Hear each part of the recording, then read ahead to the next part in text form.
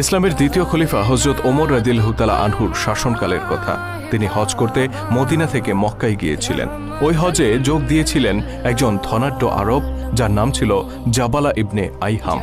লোকটি প্রচুর অর্থবিত্তের মালিক ছিলেন আর তার অধীনে বহু দাস দাসীও ছিল।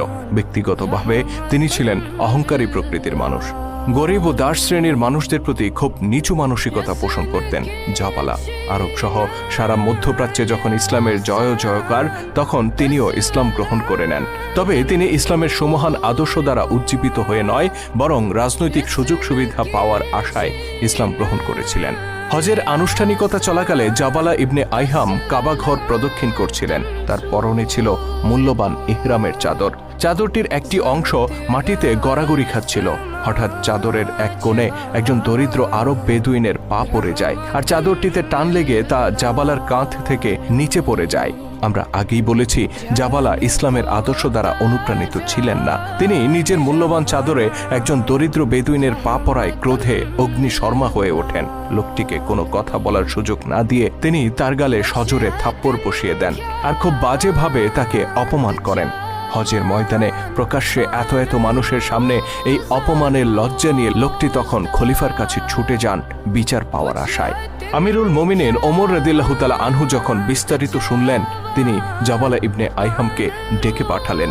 অতঃপর জানতে চাইলেন অভিযোগ সত্য কিনা। জাবালা অকপটে ঘটনার সত্যতা স্বীকার করে নেন। তিনি বলেন, এই বাজিটা আমার চাদর পদদলিত করে আমাকে আল্লাহর ঘরের সামনে প্রায় উলঙ্গ করে দিয়েছিল। খলিফা বললেন, তিনি তো এই কাজ ইচ্ছে করে করেননি, তিনি অসতর্কভাবে তোমার চাদরে পা দিয়েছিলেন। জাবালার কণ্ঠে তখন ফুটে ওঠে জাহিলি যুগের অহংকার। তিনি বলেন, তাতে কি? সতর্ক কিংবা অসতর্ক, যে অবস্থাতেই সে আমার চাদরে পা দিক না কেন, তাকে এর শাস্তি পেতেই হতো। কাবা চত্বরে রক্তপাত নিষিদ্ধ, যে কারণে আমি নিজের ক্রোধকে সংবরণ করেছি। নয়তো আমি তাকে থাপ্পড় দিয়ে ছেড়ে দিতাম না, বরং হত্যাই করে ফেলতাম। জাবালা ইবনে আইহাম ছিলেন একজন প্রভাবশালী ব্যক্তি। হযরত ওমর রাদিয়াল্লাহু তাআলা আনহুর সাথে তার সম্পর্ক বেশ পুরনো।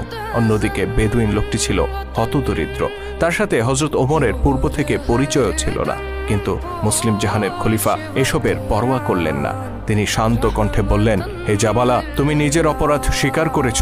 এখন বাদী যদি তোমাকে ক্ষমা না করে, তাহলে ইসলামের বিধান মোতাবেক তোমাকে শাস্তি পেতে হবে।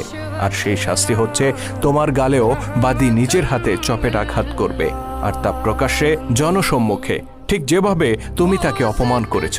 খলিফার এমন রায় শুনে জাবালা স্তম্ভিত হয়ে পড়লেন। তার কাছে এটা রীতিমতো অবিচার মনে হলো। তিনি বিস্ময়ের সাথে বললেন, আমি আরবের একজন সম্ভ্রান্ত ব্যক্তি, এককালে